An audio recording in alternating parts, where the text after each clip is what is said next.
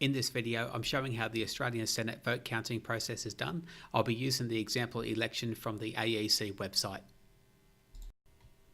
Each state or territory follows this process individually. The quota is the votes required to win a seat. To calculate the quota, the number of formal votes needs to be known. Stage 1, all the preference 1 votes are counted. Candidates or parties that reach or exceed the quota win a seats.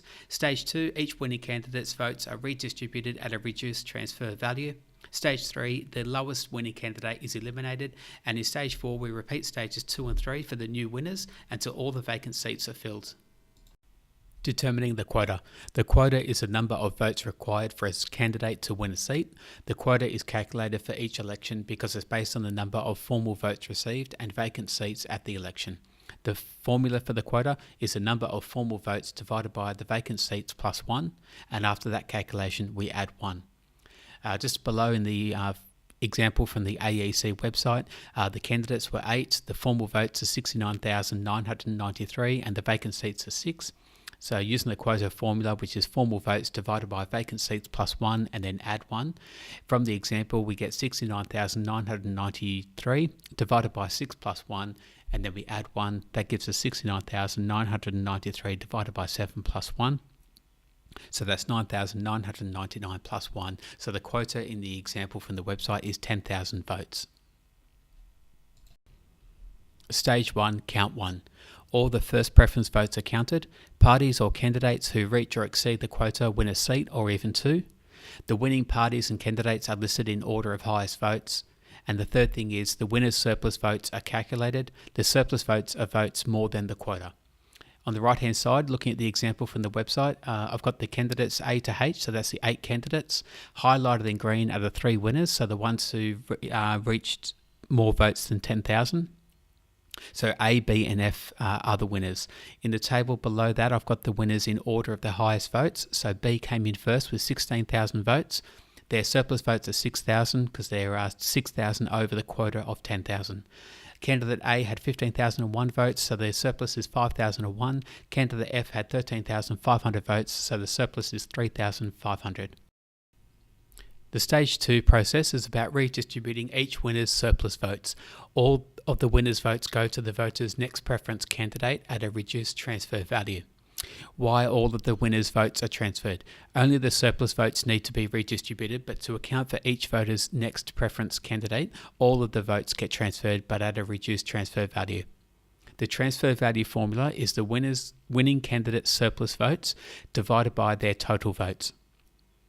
The order winners are processed. So winners are processed in the order of the highest winning candidate from a count. Initially, it's the winners from count 1. There's a new count for each winner. After each count, the new totals are tallied to see if there's a new winner. Stage 2 begins with count 2 because count 1 was done in stage 1. We redistribute the votes from the highest winning candidate from count 1.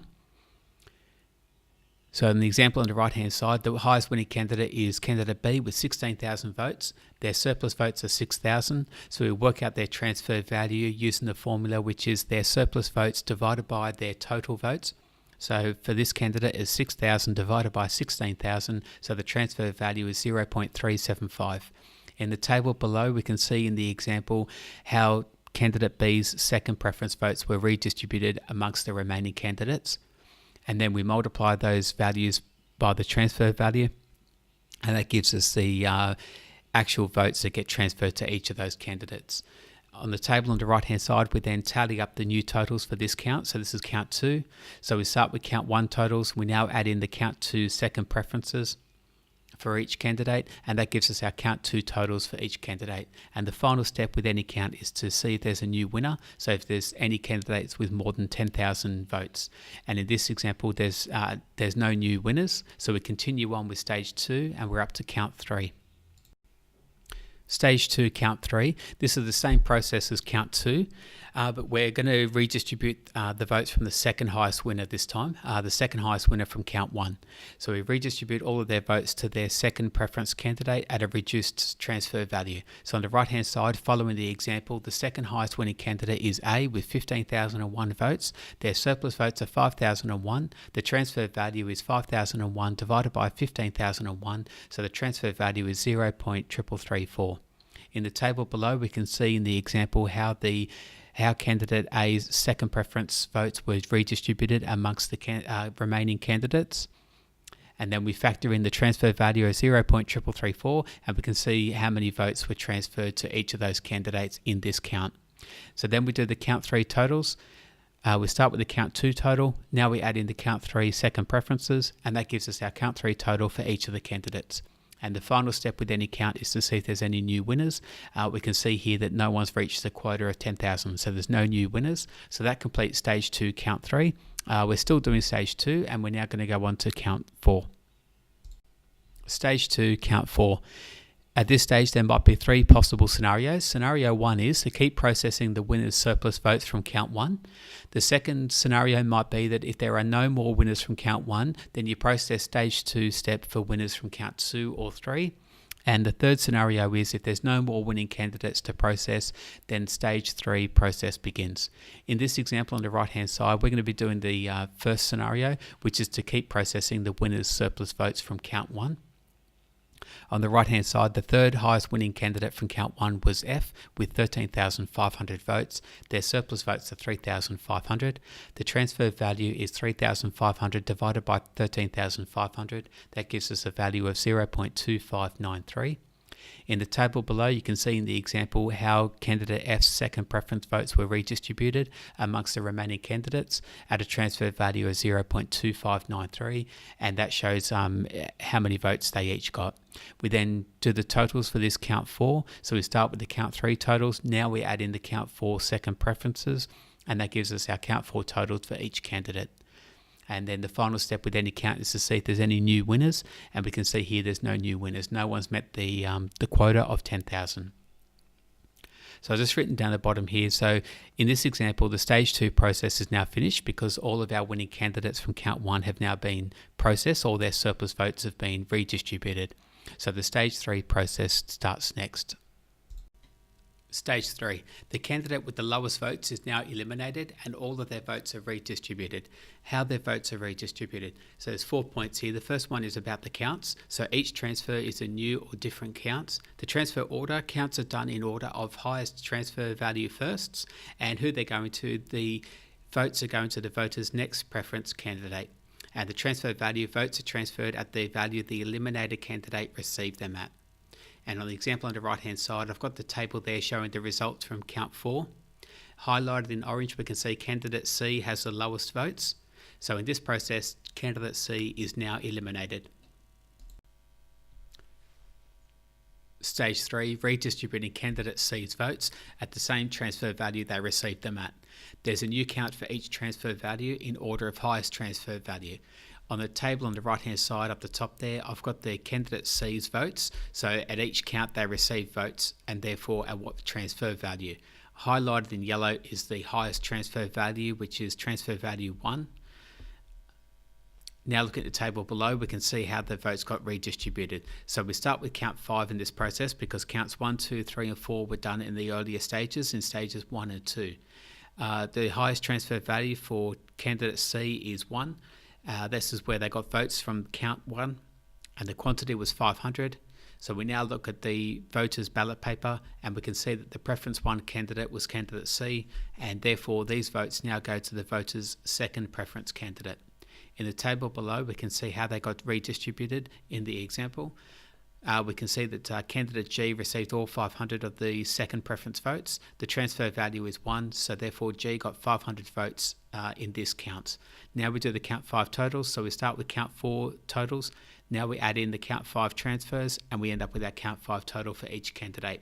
And the final step, as with any count, is to see if there's any new winners, and we can see that there's no new winners. No one has reached the quota of 10,000. So we continue with redistributing candidate C's votes. So looking at the table in the top right hand corner, highlighted in yellow, we can see that the next highest transfer value is 0.375 for candidate C's votes.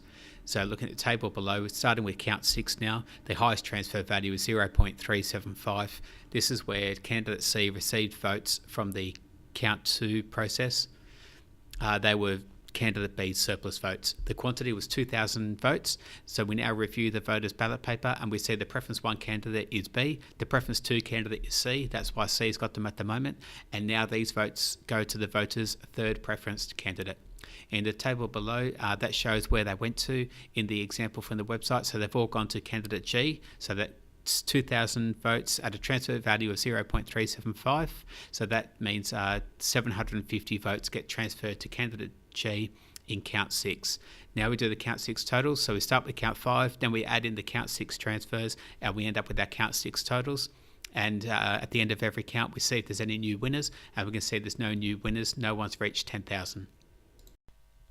Look at the table in the top right hand corner, we can see highlighted in yellow the next highest transfer value for candidate C's votes. So the value is 0.334. So looking at the table below now, we're up to count 7.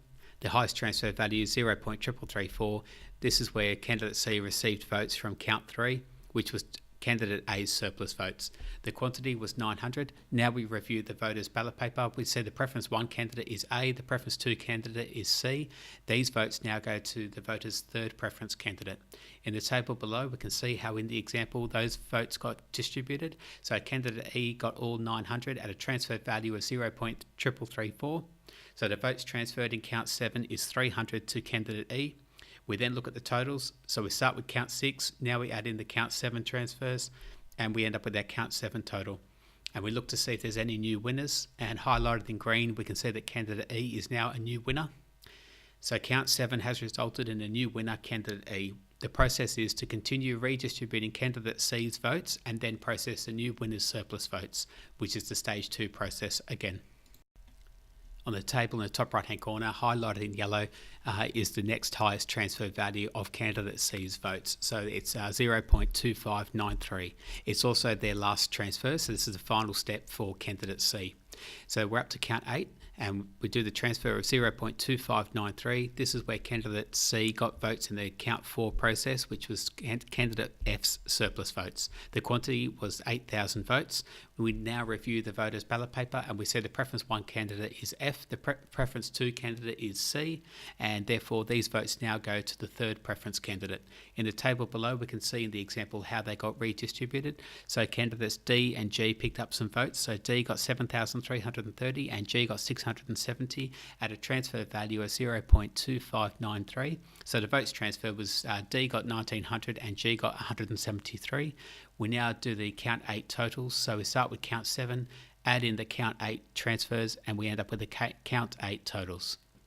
And the final step, as with any count, we have a look to see if there's any new winners, and the only winner is candidate E, which we knew about from count 7. So all of candidate C's votes have now been redistributed. The new winner, which is candidate E, now has their surplus votes redistributed, which is the stage 2 process again. So stage 3 has been completed and we go on to stage 4. In the example, this is count 9 and onwards. We repeat stage 2 for the new winners, which is about transferring the surplus votes. In the example, candidate E's surplus votes would now be redistributed. If no new winners arise from the transfers, then we begin stage 3 process again, which is about eliminating the candidate with the lowest votes. We repeat stages 2 and 3 until all the vacant seats are filled, and that completes the Senate vote counting process. A few side notes, this is a state result only, so the same process is followed with the other states and territories. The Senate team, senators have a 6-year term, only half of the Senate seats are up for election each 3 years, so these new winners will join the other senators who are halfway through their 6-year term.